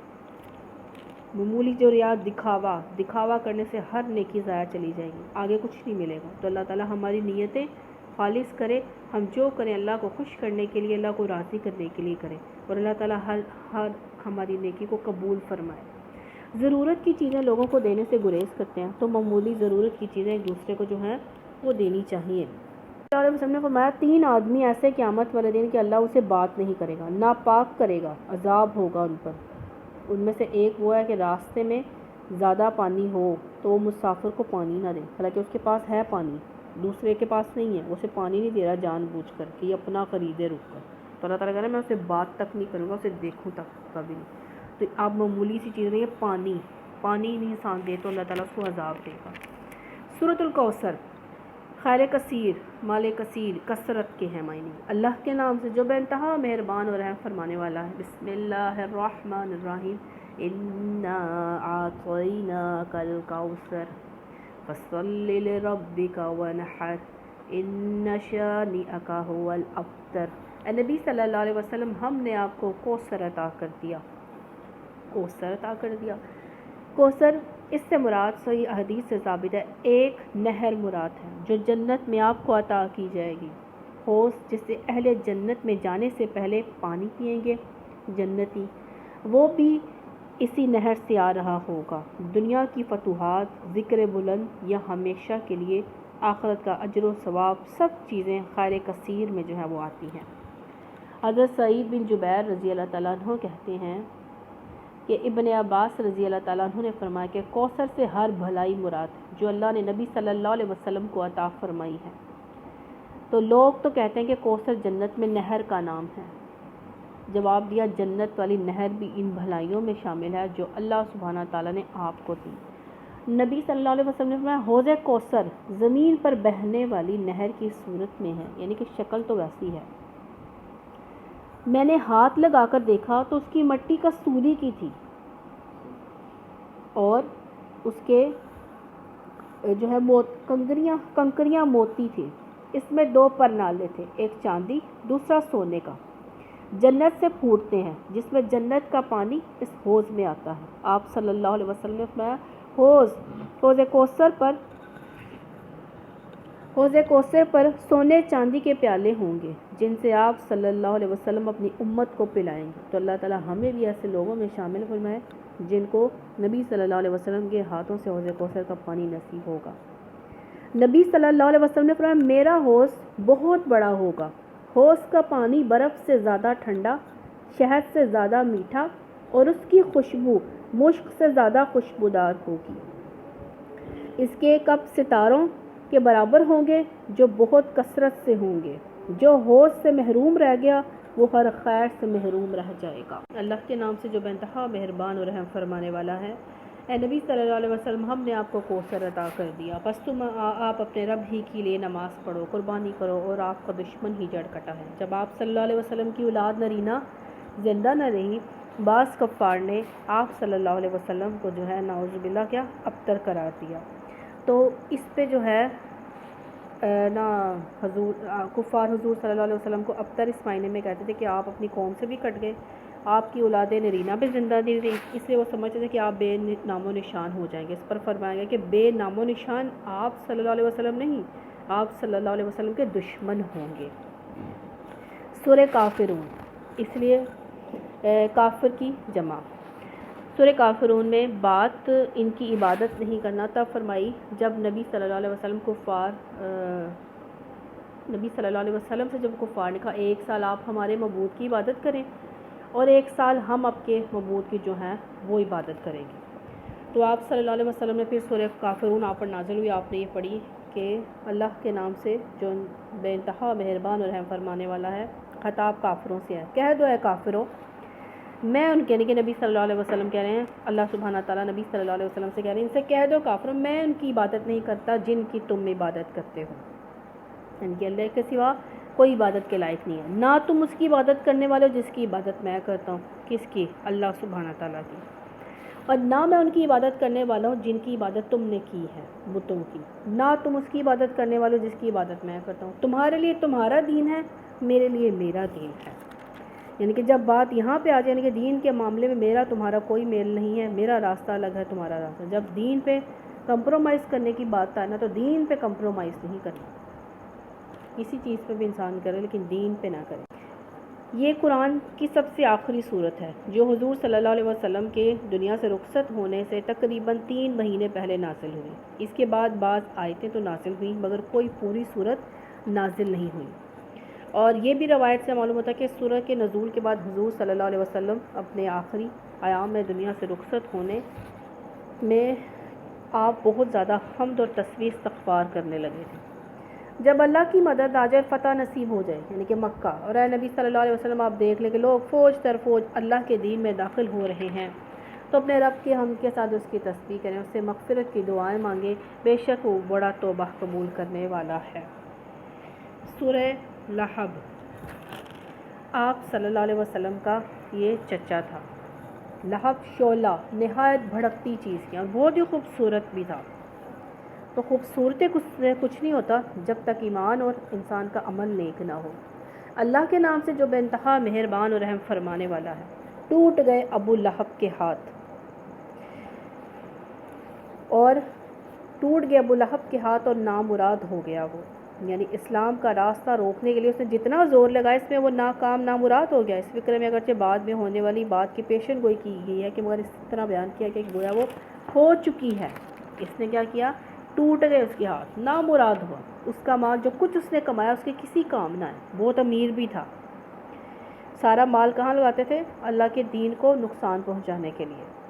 ذرا وہ شعلہ زن آگ میں ڈالا جائے گا، ضرور وہ شعلہ زن کس میں؟ جہنم میں، اور اس کے ساتھ اس کی جورو بھی جو ہے وہ ڈالی جائے گی۔ تو جورو کون تھی؟ اس عورت کا نام تھا ام جمیل، یہ ابو سفیان کی بہن تھی، اسلام کی دشمنی میں اپنے شوہر سے کسی طرح بھی جو ہے وہ کم نہ تھی۔ کون؟ ام جمیل، لگائی بجائی کرنے والی، اس کی گردن میں مونج کی رسی ہوگی، اس کے گلے میں ایک ہار تھا، کہتی تھی کہ یہ میں ہار جو ہے نا یہ دین کی سازشوں میں لگاؤں گی، اس پہ خرچ کروں گی، مال جو ہے یہ اپنا مال میں ہار اس کو دے دوں گی۔ تو اللہ تعالیٰ نے کہا جس ہار کو یہ کہتی ہے نا اس کی گلی میں گردن کی مونج کی رسی ہوگی۔ سورۃ الاخلاص،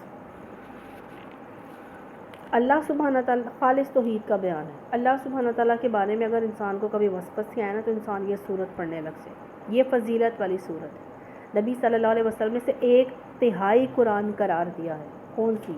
بسم اللہ الرحمن الرحیم، قل هو اللہ احد اللہ الصمد لم یلد ولم یولد ولم یکن لہ کفوا احد۔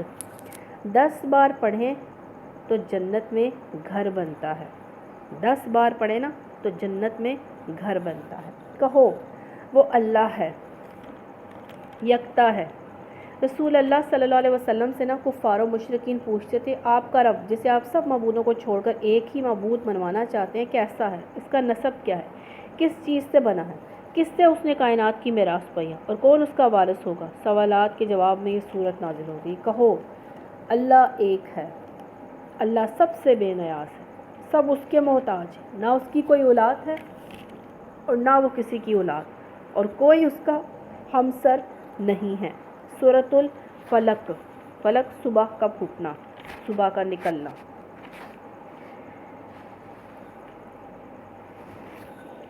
اللہ کے نام سے جو بے انتہا مہربان اور رحم فرمانے والا ہے۔